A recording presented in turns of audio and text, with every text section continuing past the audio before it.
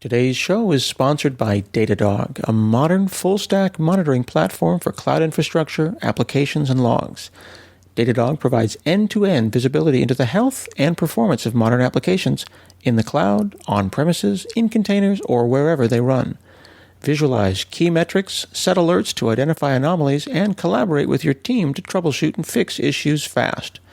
Try it yourself by starting a free 14-day trial today at bit.ly.com/DatadogShirt. Listeners of this podcast will receive that free Datadog shirt. That's bit.ly, bit.ly.com/DatadogShirt.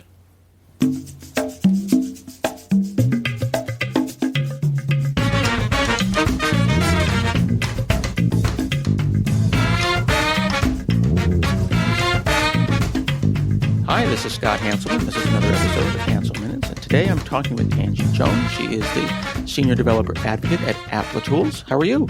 I'm great, Scott. How are you? I'm good. I just realized that I talked to you 2 years ago. It's been just about 2 years since our show number 559, where we talked about including automation in your definition of done. And things have changed.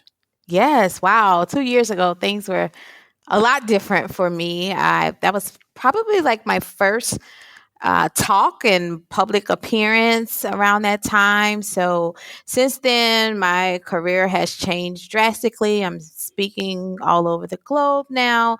I've changed jobs a couple of times. The tech has changed as well. So thanks for having me back. Yeah, absolutely. Yeah, I've seen you at OzCon, and I thought I traveled a lot, but you seem to be somewhere every month. How did you find that balance? Like, you were working at Twitter for a while doing automated testing, but also it seemed like you were somewhere every couple of weeks. It must have been difficult to balance the doing and the talking about doing.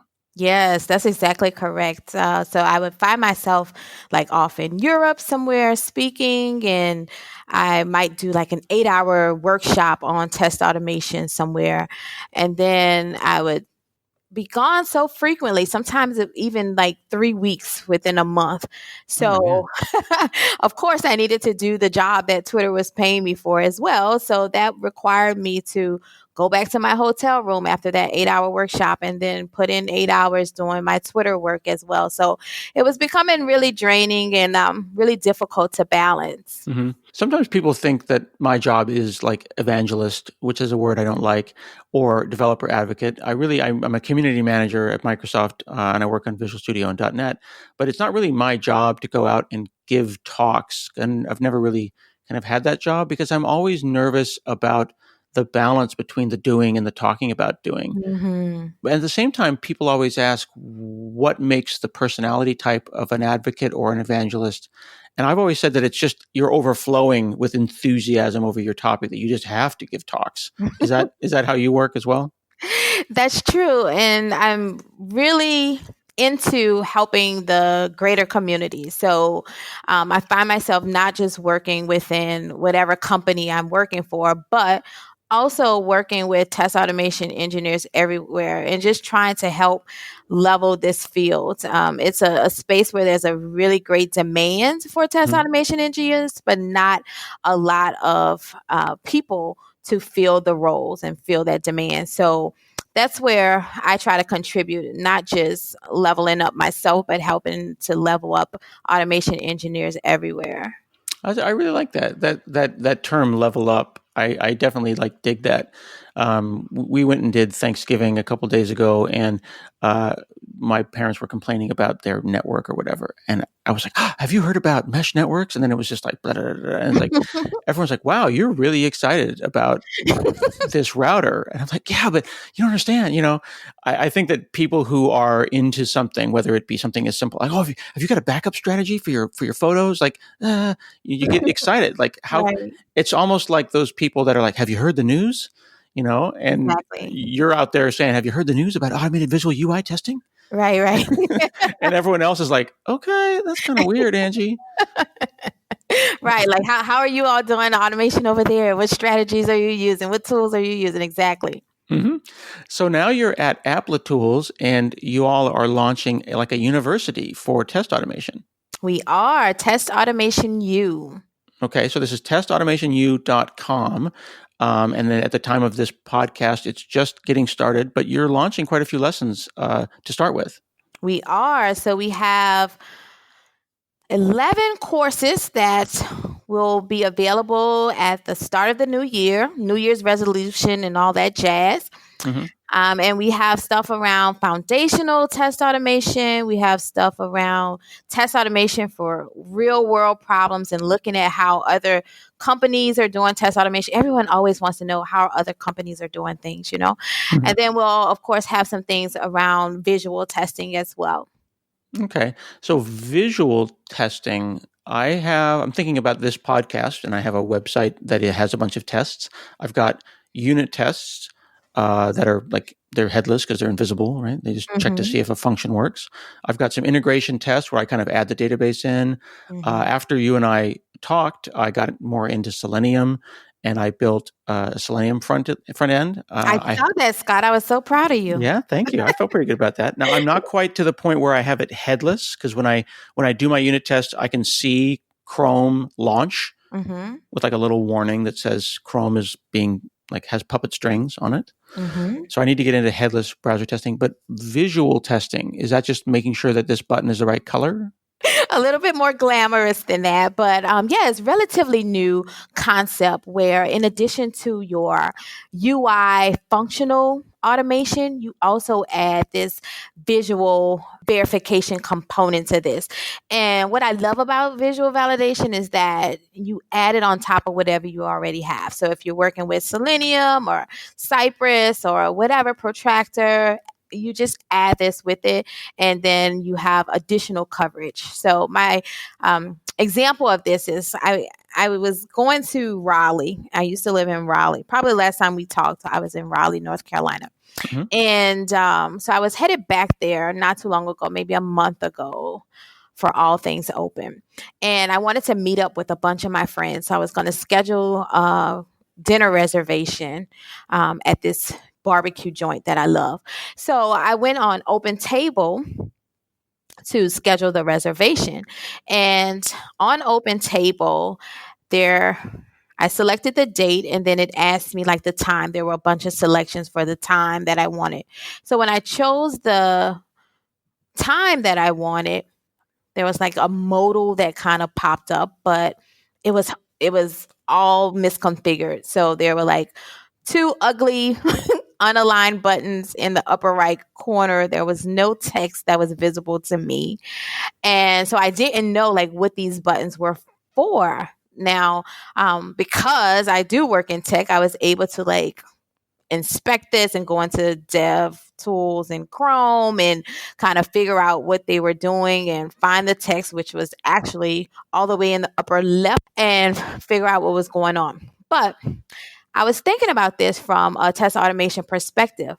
Maybe like a year ago, I could have written an automated test for this and it would pass. I'm sure Open Table probably has automated tests for this that are running in CI and they're passing every day because technically the functionality is there. Those buttons are there, the text is there, but visually it was horrible. It was actually unusable from a customer's perspective. And so these are the types of bugs that visual validation catches. Okay. So if I went and wrote some Selenium tests that said, grab the button with this text or the button with this class, even if the button was white text on a white background and totally invisible, the test would have passed because it grabbed that button. Exactly. So it exists in the DOM and it's clickable. And so with Selenium and whatever assertion tool you're using, that looks great. Yep. Works great like a charm pass, but in real life, this is unusable. Okay. But if I've seen like, for example, if you are on GitHub and you check in like a PNG and change it, they have like a visual diff tool for PNGs and it'll show you that like a pixel changed or whatever. And it's kind of a nice little diff, the way that we diff text. Right. But if I went and built like a visual diff thing, to like say, here's the baseline and here's how it actually ended up looking, 1 or 2 pixels off, or even like some weird compression artifacts might give me false positives. Right.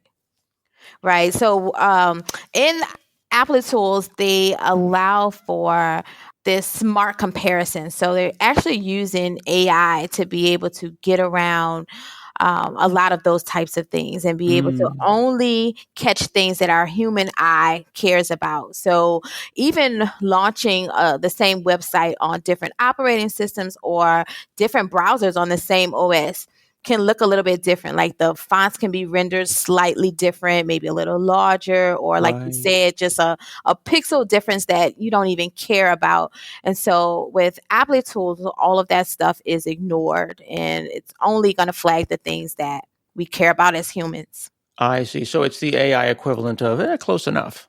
Yeah, yeah. Okay, that makes sense.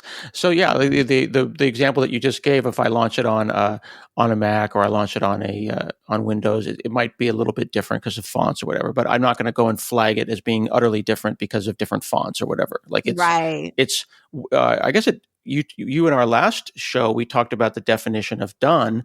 This moves now into the definition of correct and what is Oh, correct I visually. like that. I like that. You can use that. Okay, so you said that you sit stuff like this AI smart visual differences sits on top of tools that I already have. So I already have some Selenium tests, so I could put visual tests on top. And if I accidentally like regressed or broke something, then I would get a heads up. Right, exactly. So you couple this with what you have. What I love about it is that it helps me to write less Selenium code as well. So I don't know if you experienced this, but I think we talked about like your page objects. I was like, Scott, you need to have page objects, and here's the page object model Mm, design yeah, I haven't pattern. actually done that yet because it was so complicated.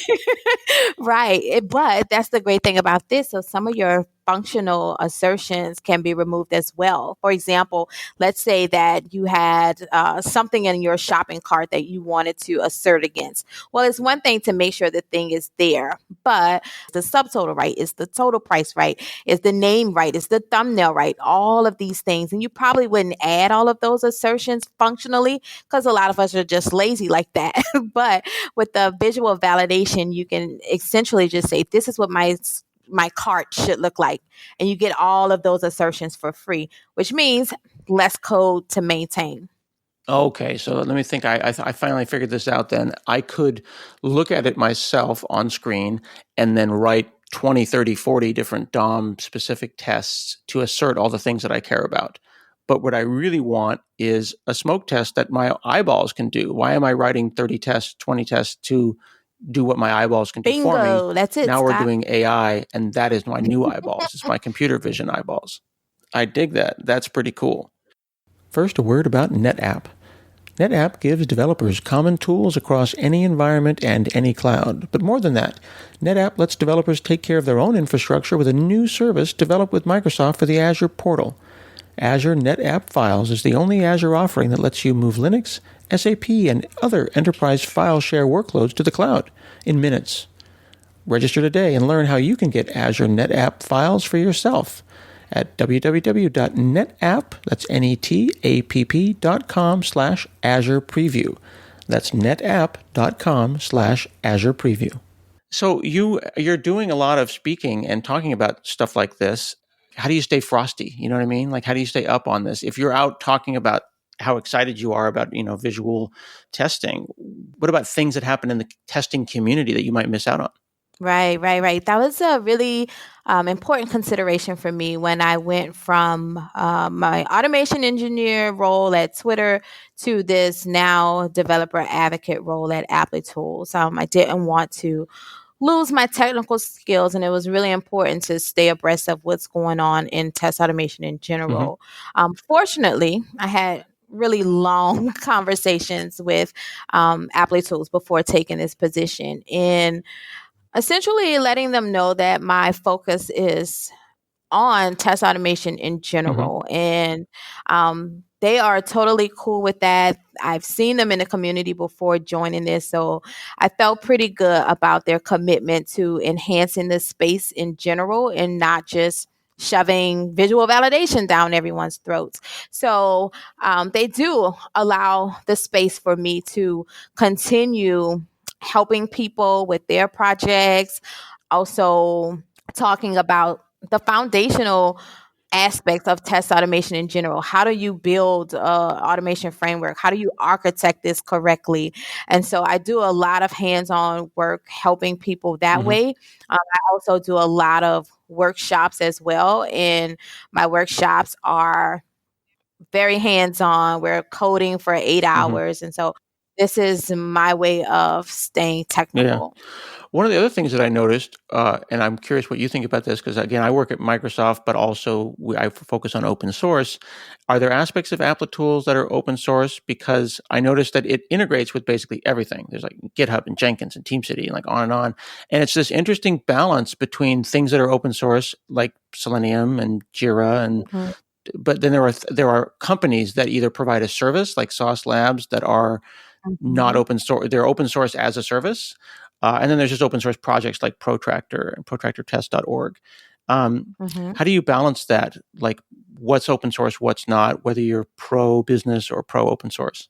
Right, right, right. So Applitools has done a pretty good job of contributing to the open source space in some way. For example, Selenium, we have contributors that are Applitools employees, but they contribute to the Selenium project. Mm, Um, yeah, and we also we're a commercial project, hmm. but we do allow for open source projects to use our application for free.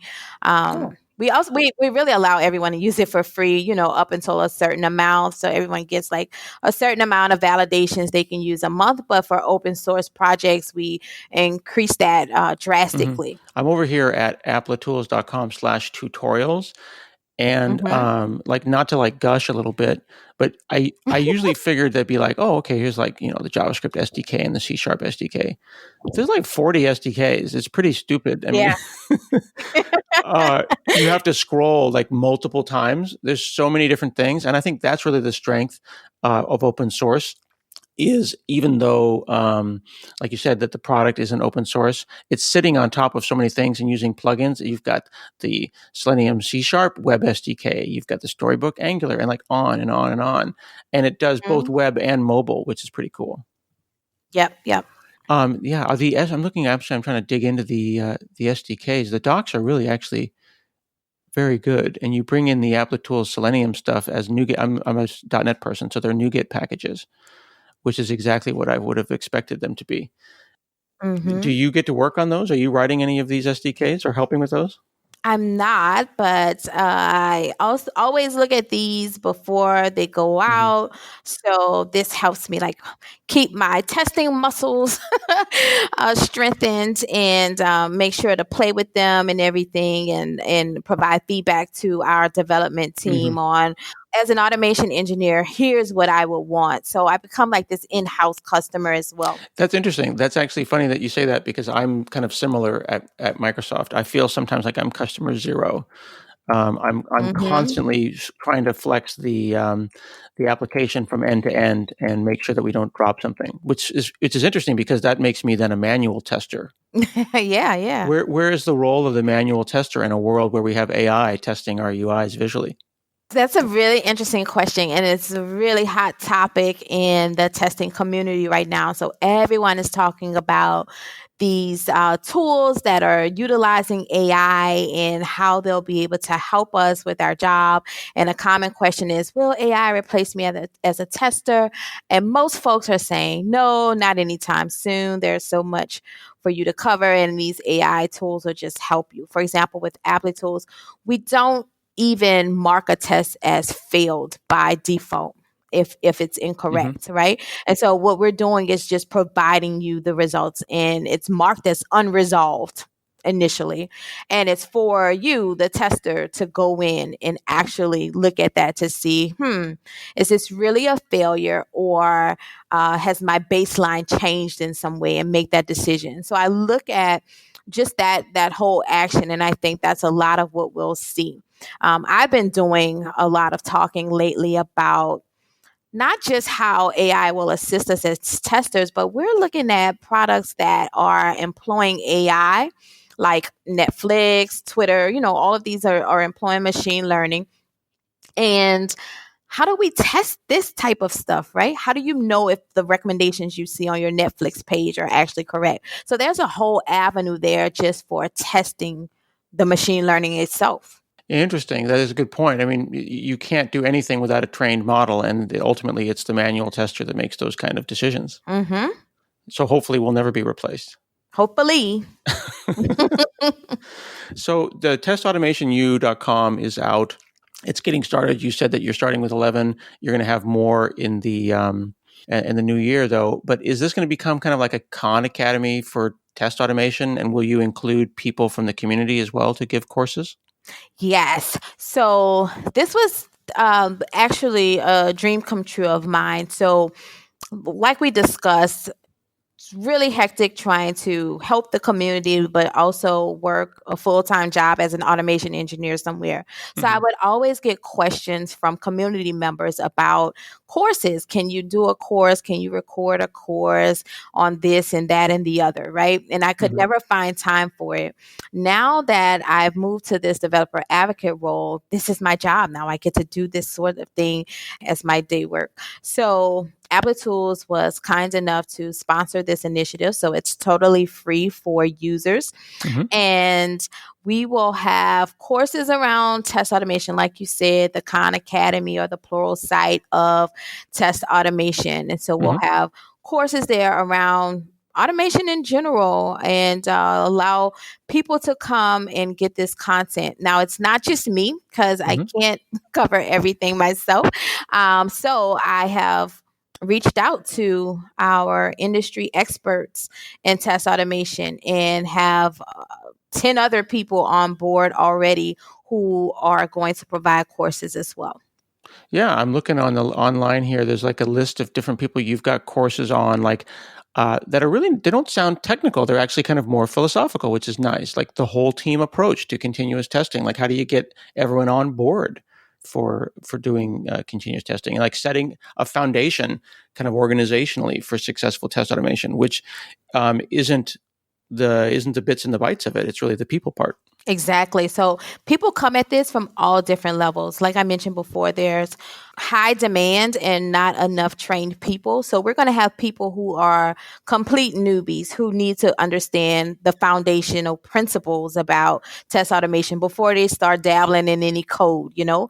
And there's other people who are doing test automation much differently. So that course about the whole team approach, Lizzie Hawk, she is a great speaker, up and coming speaker, and she doesn't do test automation full time, and neither does anyone else on her team. And so she talks about how everyone kind of pitches in with whatever they're good at and they figure out test automation together and get something done. So I think that's a really valuable option for a lot of people as well. I was chatting with someone recently on the show, and we talked about the inherent fear that we have of our code. And someone said that if you don't have good tests, you're always going to be afraid of your code, and you're going to be afraid of releases in general. Yes, that is so true. And I think that's why there's such a big demand and a push to have test automation kind of shifted a bit more left. So I've been doing this for a long time. And when I first started, we would write the test and we would just run these things on our machine. And, you know, some of them will pass, some of them won't. You'll triage the failures and you'll give someone a summary maybe in a day or two. That doesn't work anymore. Mm. Now we're in the era of DevOps and continuous this and continuous that. And so we need automation to be running as part of these continuous integration and continuous deployment pipelines. And so they have to be much stronger, much more stable, less flaky. And so there's really a demand for this and to be able to do it right. Yeah, I think the do it right part is the tricky bit. But if I can get enough unit tests and enough coverage, both unit tests, integration tests, and all the way up to Selenium, and then hopefully in the future some visual testing and get some AI involved, then I won't feel afraid of my podcast site because Right. I want to be able to like commit and walk away, and I want Right. to know, like we always joke about committing to production on Friday Friday. afternoons, right? Yeah. Yeah. Yeah. But arguably, if I have the system set up right, then all my tests would fail and it would never make it to production, right? That's true. If you do this correctly, then when your tests fail, you know that they're failing for just cause, and you can have them gate your deployments. But a lot of teams are not there yet. Even the ones who have test automation as part of their continuous integration or continuous deployment pipelines, they don't really trust the test because they're still flaky and sometimes they're failing when they shouldn't have. And so Mm-hmm. there is a lot that we can do as an industry to strengthen those tests so that we could deploy on a Friday and feel good about it. Interesting. So, do you think that that's a goal? Like that could be like an organizational goal for someone to say, "All right, we want to get to the point where y'all can not live in fear, just commit the code and walk away, and not be called back into work late Friday." Because if you do trust your gates, I mean, it seems like the gates were the key there. Right. Then everything else will work itself out. Absolutely. This can be a goal. Okay. I dig it. So now we need to teach people how to go from, move their way up the testing automation stack, right? They do need unit tests and a framework to start with. Exactly. Have you ever instituted visual tests at a place with no testing experience at all? I'm wondering is it something you Yeah. have to do in order? No. So there are some of our customers who they use it almost as like a smoke test kind of thing. So we haven't started with test automation yet, but we're going to write a little simple script that's going to essentially load all of our important pages and then take the screenshots of those and compare them. Okay. Okay. So they have no unit testing. They take a screenshot of what a baseline is, and then they go from there. Right. So some people are starting their automation journey there. And, they have hopes of eventually maturing and getting to the point where they're going to add unit tests and integration tests and things like this. But yeah, some of our customers use this as a base point. Do you think that people get, for lack of a better word, paralyzed when faced with the distance between the ideal and where they are currently, and then they just do nothing? I really do. And I see people try to start and they fail after like a month or two or realize, wow, there's so much about this that we don't know, Mm-hmm. that they also get paralyzed and they just don't continue and they put it on the shelf. So hopefully we can address a lot of these issues with Test Automation U. Yeah, that analysis paralysis is something that is just overwhelming. When faced with the problem, you just stare at it and you're just like, I don't even really know. Yeah. I don't know it. I don't know, and I don't have time to figure it out. Well, and isn't that the thing though, right? They don't have time to figure it out, but they do have time to do it manually. Right, which takes much longer. And actually, that's a good plug for your previous podcast with me, where we talked about the definition of done, which I think is still valid today. You have to ask yourself, when is this project done? When is this testing done? And without any kind of automation, it's hard to do that. Right. How do we close this feature out without testing in place for it, right? Mm-hmm. Who's going to regress this stuff? So I'm looking over at angiejones.tech. You've got a ton of talks up online, a ton of upcoming events and places that you're going to speak. And it looks like you've got a bunch of stuff going on. You're pretty busy next year, it looks like. Yes, I am. Have a bunch of stuff all over. Some stuff in Europe and some stuff in the States. So yeah, angiejones.tech, upcoming events. I'm excited. There's definitely a demand for help with test automation, and I'm so glad that I'm able to help the community in this way. Very cool. Well, thanks so much for chatting with me today. Thank you, Scott. It's good to talk to you. You can check out testautomationu.com and angiejones.tech. This has been another episode of Hansel Minutes, and we'll see you again next week.